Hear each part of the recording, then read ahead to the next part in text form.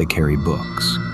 They wear black robes and faces swallowed by shadow beneath wide-brimmed black hats.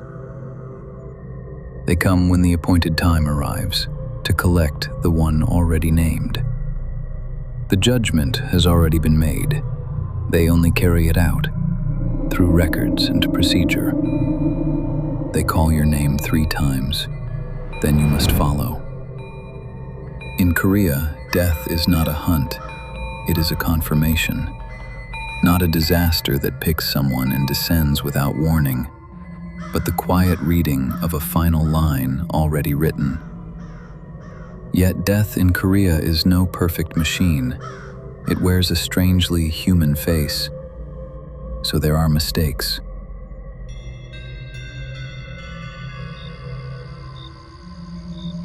A man lived, ordinary, in a village. He was not sick. He was not hurt. He had no reason to die that night. That day, too, he was closing out an ordinary day. Then, outside the door, someone called his name. Once, he thought nothing of it. Twice, he turned toward the door, and there, his spine went cold. Outside stood a man in black. A robe that swallowed the light, a ledger in his hand. A Jeoseung Saja. The Jeoseung Saja opened the ledger and called the name a 3rd time, quietly.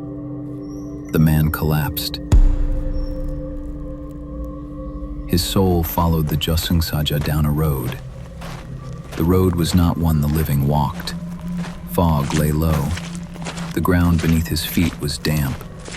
Somewhere far off, the sound of running water drifted, faint.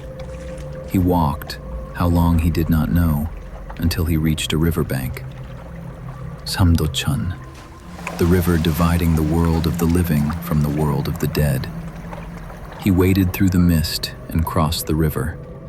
And beyond it, before the gate of the underworld, officials sat in a row, ledgers and brushes in hand. His turn came at last. One official opened the ledger, read the name, and stopped. Not this one. The name matched. The village was close enough, but the soul they were meant to take was someone else. A name misheard. A wrong soul taken. The Jeoseung Saja turned and led him back down the fog-bound road. The man woke in his own body, breath rushing back into him all at once. Those in the room screamed when the man they thought dead opened his eyes. He came back, but not the same as before. Since then, he smelled wet earth every night, and sometimes in the mirror saw someone else's face. When someone called his name from outside the door, however familiar the voice, he could not answer easily. So people say, a name called from outside your door is not a thing to take lightly. Death sometimes loses its way, but it does not vanish. As long as a name is written down, they come, eventually. Another night, another story from beyond another door. If you wish to meet more dark tales and the hidden dead, join this rite. Subscribe, listen to the bells,